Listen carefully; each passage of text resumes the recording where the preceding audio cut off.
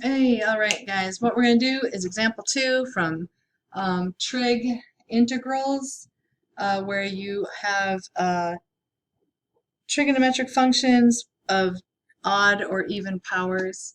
Again, remember that there are guidelines for this. So in this case, we have a function that has cosine, and the cosine has an odd exponent. And so if you look at these guidelines, we're looking at if the power of the cosine is odd and positive, which it is, we're going to save one cosine factor and convert the remaining factors to sines. Then you expand and you integrate. Okay, so I went over that in a little bit more detail in the first video. But let's see here. Oh, my video is frozen. That's okay. So anyway, your cosine is odd. Your sine is to the first power. Why can you not use just straight up u substitution in this case? I want you to think about that for a second. And the reason is, if you take the derivative, if you let u equal cosine of x, the derivative is sine of x, not 1 over sine of x to the 1/2. If you let your u equal sine of x, its derivative is cosine of x, which is, we don't have just cosine, we have cosine cubed. So you have to do this trig integration by converting. What we're going to do is convert the cosine into sine. So we're going to split this up. So it's cosine squared x, and we still have a cosine of x because it's to the third power. And then we have sine of x down here. And we're going to convert that cosine of squared using a Pythagorean identity. We're going to convert that into sine. So going back, I'll go over here, pi over 6 to pi over 3.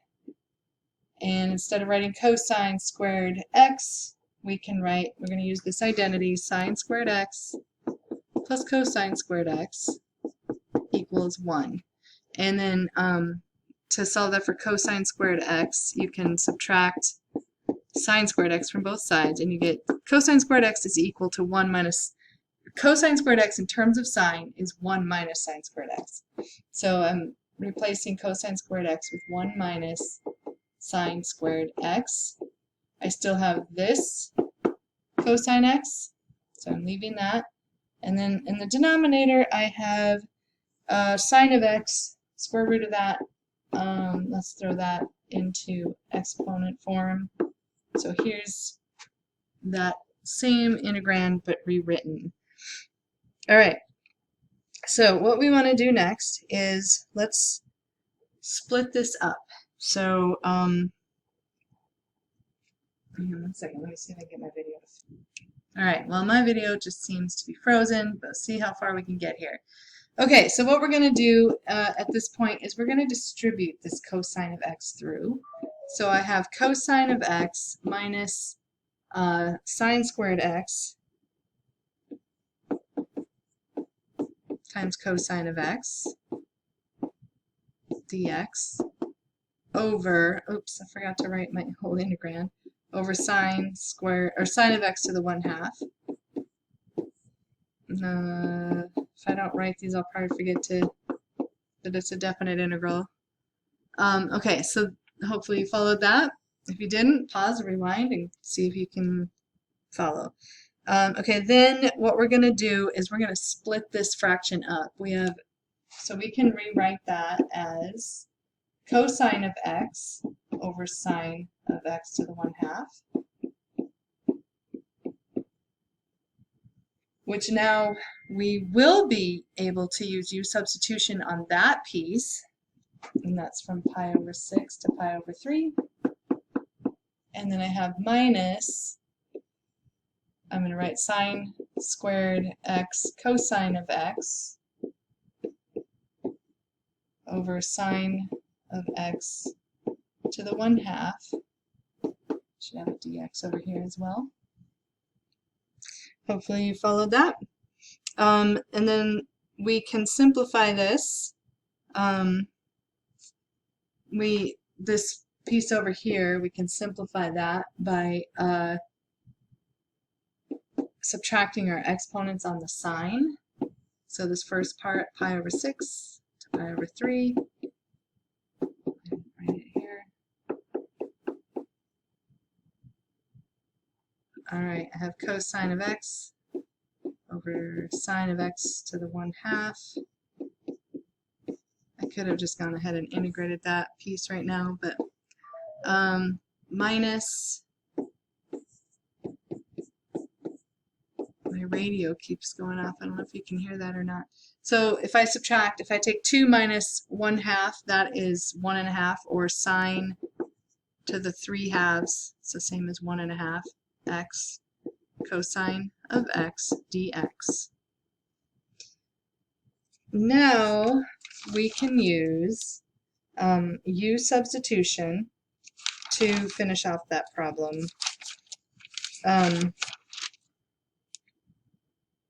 See if you can do it on your own. Come back and do it with me. Oops, let me go back here. I'm going to scroll down. So we're going to use u substitution on this. Right here, I'll do this integrand first, or this integral. So if I let u equal sine of x, then du would be cosine of x dx. So that piece right here is, if I rewrite this as sine of x to the negative 1/2 times cosine of x dx, I'm going to get u to the negative 1/2 du, which is, and again, I'm just doing one piece at a time. I'll do this other piece in a second. So I have from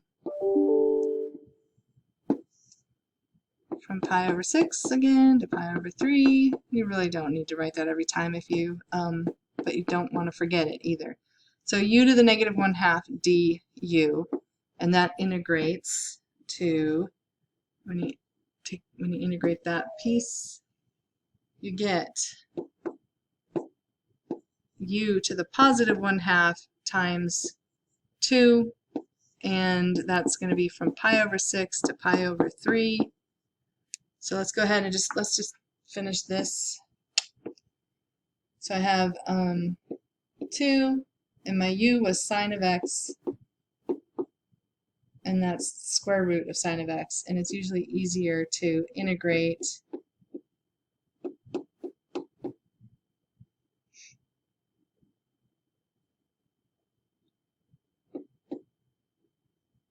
to think about it with the square root instead of to the 1/2 power. So then that's, if I plug in pi over 3, I get 2 times the square root of sine of pi over 3 minus 2, and now I'm going to put pi over 6 in there, sine of pi over 6. So think about what sine of pi over 3 is and what sine of pi over 6 is.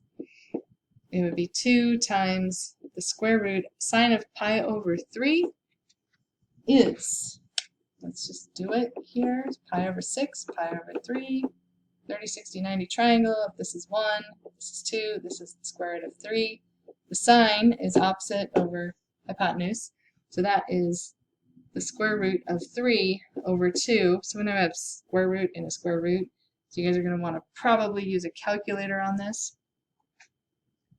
Minus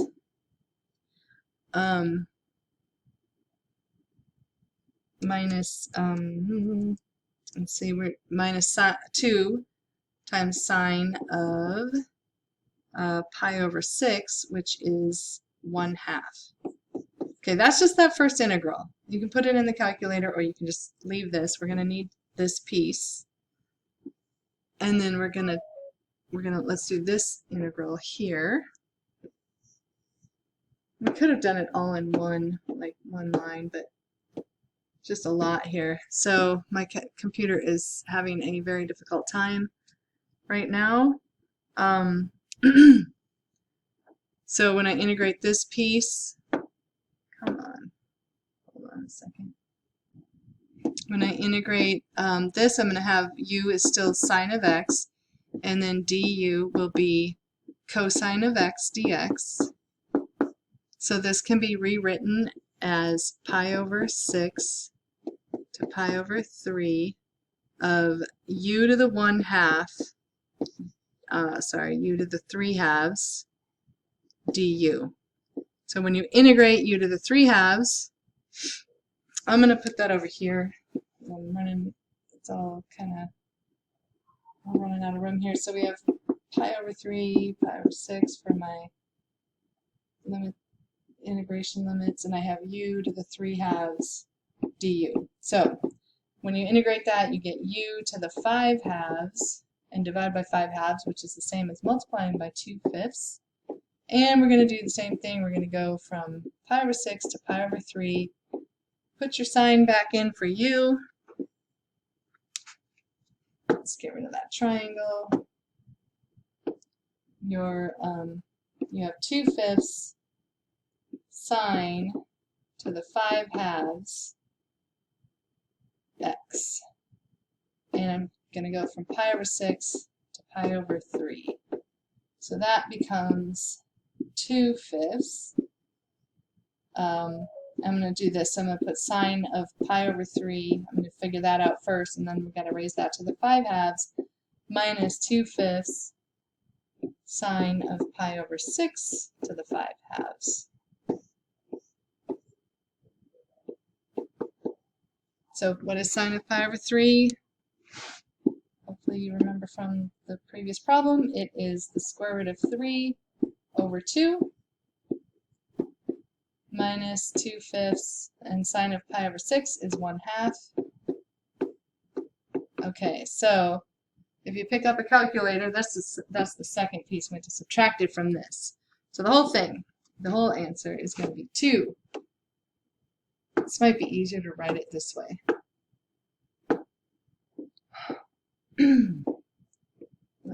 Let me do this, computer. Okay, so this was our first piece. We had 2, and then I'm going to write the square root of 3 over 2. Square root is the same thing as 1/2. That just looks weird to me when you have square root in a square root, so I'm going to write it as an exponent. Minus 2 sine, and then you can put this to the 1/2 as well. And then, so that was the first integral, and then we subtracted this whole piece, 2/5 square root of 3 over 2, so I'm writing this one, to the 5/2 minus 2/5, and I have 1/2 to the 5/2. Put all of that into a calculator, and you should get approximately 0.239. So actually plug it into the calculator and check it to make sure you're plugging things in correctly. All right, that is example 2.